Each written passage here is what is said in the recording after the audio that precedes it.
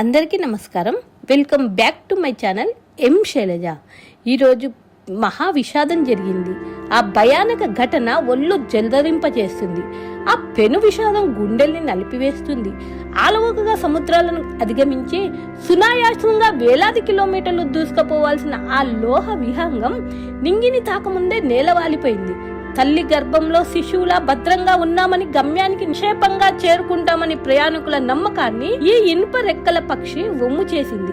అనేక ఆశయాలను ఊసులను గుండెల్లో నింపుకొని నేల వాలగానే ముంచెత్తిపోయే సన్నిహితుల ఆత్మీయుల ఆలింగనల కోసం ఆనందంగా ఎదురు చూస్తున్నంత వారు అర్ధాంతరంగా అతి విషాదంలో తమ జీవితాన్ని ముగించాల్సి వచ్చింది.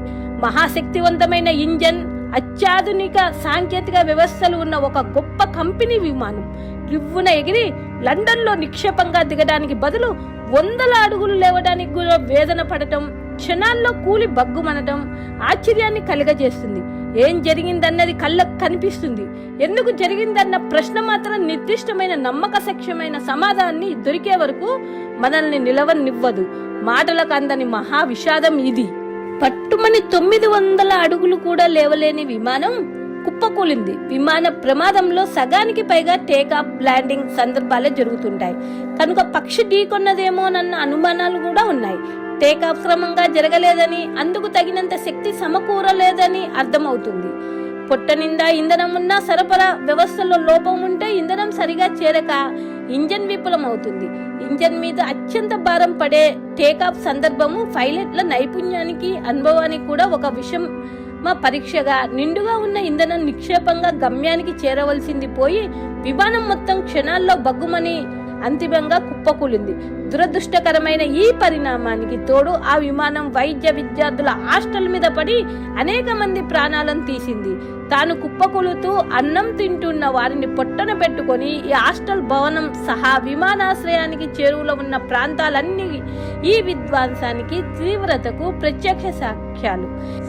DNA పరీక్ష తప్ప మృతులను గుర్తుపట్టలేనంత రీతిలో ఈ విమాన నాశనం జరిగింది. అందరినీ పొట్టన పెట్టుకొని ఆ విమానంలో నుంచి ఒకే ఒక్కడు నిక్షేపంగా బయటపడటం ఓ అద్భుతం. విమానంలో నుంచి ఎవరో విసిరి వేసినట్టుగా ఒంటి మీద పెద్ద గాయాలు కూడా లేకుండా బతికి బయటపడిన ఈ వ్యక్తి తనకు తానుగా నడిచిపోతున్న ఆ దృశ్యం ఎన్నటికీ చెరిగిపోనిది.